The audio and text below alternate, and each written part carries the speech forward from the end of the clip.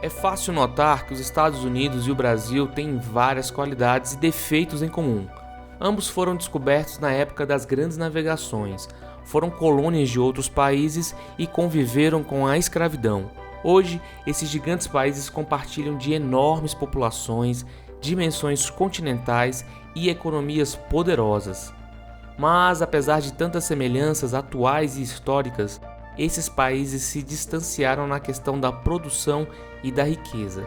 Em 2022, o Brasil ocupa a 10ª posição no ranking global de riqueza, enquanto os Estados Unidos, há décadas, ocupa a primeiríssima posição. Na questão militar, a diferença se mantém.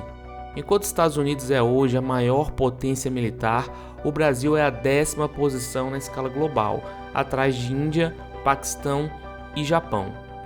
Existem várias teorias sobre o que poderia ter distanciado países que saíram de posição tão semelhantes. É comum, por exemplo, achar que a diferença se deve ao tipo de colonização, à religião da maioria da população ou à adoção de um capitalismo mais radical. Nesse vídeo vamos ver o que essas teorias dizem e também o que novas pesquisas apontam sobre o tema. Será que foi o complexo de vira-lata que vira-latizou o Brasil? Quando se fala das diferenças entre Brasil e Estados Unidos, um primeiro aspecto que sempre vem à tona é o tipo de colonização.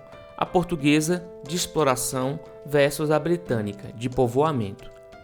O caso brasileiro é bem conhecido. Os portugueses tinham interesse puramente econômico nas suas terras além mar. A colônia brasileira teve vários ciclos econômicos, como o do pau-brasil, do ouro, açúcar, borracha e café. Mas, no geral, o que os portugueses queriam era extrair o máximo de recursos no menor tempo possível. Para isso, não era necessário criar uma sociedade organizada, com instituições sólidas. Bastava o mínimo para extrair e exportar. A colonização dos Estados Unidos foi majoritariamente a chamada de povoamento. Os ingleses desejavam construir uma extensão da sua sociedade e, para isso, de fato, buscaram organizar uma nova colônia. Claro que a extração econômica era também importante e foi bastante incentivada na região sul. Um dos reflexos dos tipos de colonização é que no caso do Brasil foram organizados latifúndios, imensas propriedades privadas pouco produtivas, com a cultura de um único tipo de produto, para exportação para a metrópole. Já nas colônias norte-americanas havia mini propriedades agrícolas, com produção diversificada para atender à demanda interna daquele país nascente. Para muitos, esse objetivo inicial dos colonizadores britânicos e portugueses em relação ao território controlado foi um elemento fundamental nas diferenças de desenvolvimento dos dois países. Apesar de hoje o Brasil ter uma grande população protestante, na maior parte da sua história foi um país basicamente católico. Essa é outra diferença fundamental em relação aos Estados Unidos, que sempre foi de maioria protestante. Isso porque essas duas correntes religiosas têm impactos diferentes nas relações de trabalho, produção e propriedade. Todo o reinado de Portugal seguia a religião que foi também exportada para suas colônias. A missão de colonização do território que hoje é o Brasil era também uma missão religiosa, com o objetivo de catequizar os indígenas que aqui viviam. Para a teologia católica da época, o trabalho era somente um meio de sustento e não um meio para a busca de prosperidade. Não se defendia a busca por acúmulo de capital.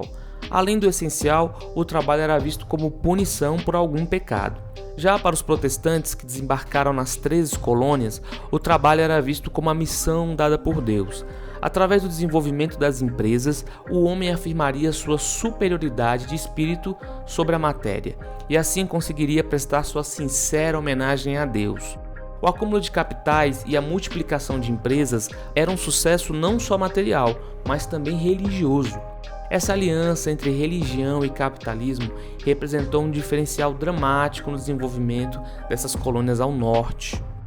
Assim, enquanto no Brasil, de maioria católica, o trabalho era visto como uma espécie de mal inevitável e punição, para os Estados Unidos, de maioria protestante, o trabalho era obra de Deus e a riqueza uma forma de graça divina. Para muitos, essa diferença de abordagem é uma das razões da diferença de desenvolvimento dos dois países.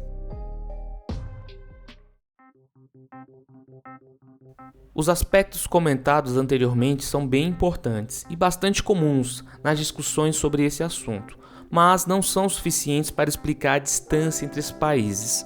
Por isso, vamos olhar agora uma diferença que também é histórica, mas ainda é atual: a autopercepção desses povos, como o cidadão de cada país vê a si mesmo em comparação com os outros. Não é novidade para ninguém o senso de autoimportância dos norte-americanos. Os estadunidenses sempre acreditam que são os herdeiros da terra.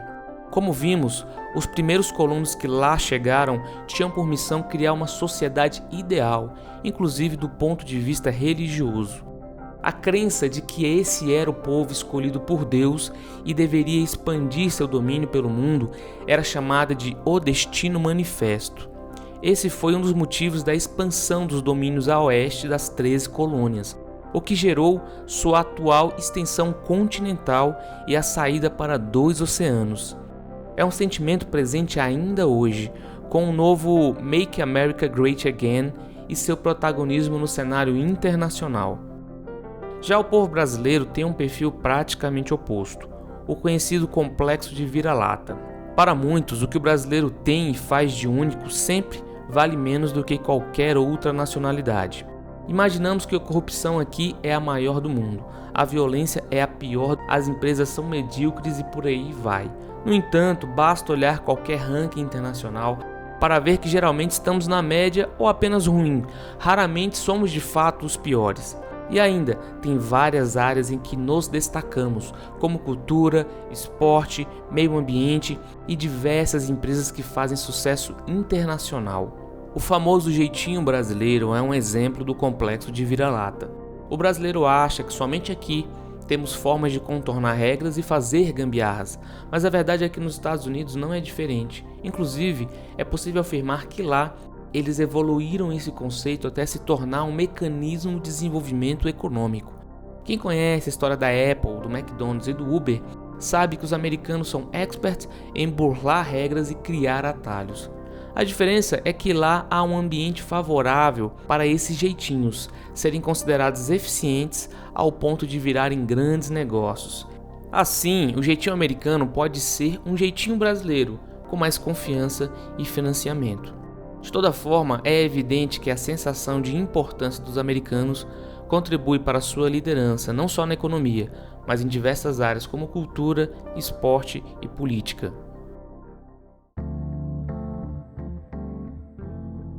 As heranças do modelo de colonização, como o latifúndio e a escravidão, ainda fazem parte da complexidade brasileira. E por mais que a ética do trabalho tenha mudado drasticamente no Brasil nos últimos anos, a vantagem inicial do acúmulo de capital dos norte-americanos já está dada. Também não precisamos aspirar a sermos os donos do mundo para termos progresso real, como fizeram e fazem os norte-americanos. Mas será que podemos olhar com mais otimismo para nossas conquistas nacionais? Dar mais atenção a nossas vantagens comparativas e ter mais carinho para o nosso povo trabalhador? Acreditamos que sim, e essa mudança, aparentemente superficial, pode ser fundamental para o progresso de qualquer nação. E você, o que acha da diferença de desenvolvimento dos Estados Unidos e do Brasil? Deixe sua opinião nos comentários e vamos discutir o assunto. Se gostou da nossa pesquisa e do conteúdo do canal, deixe seu like e se inscreve. É rápido, fácil e nos motiva a continuar a produzir vídeos originais sobre esses temas. E não esquece de compartilhar com amigos que também curtem. Grande abraço e até o próximo vídeo.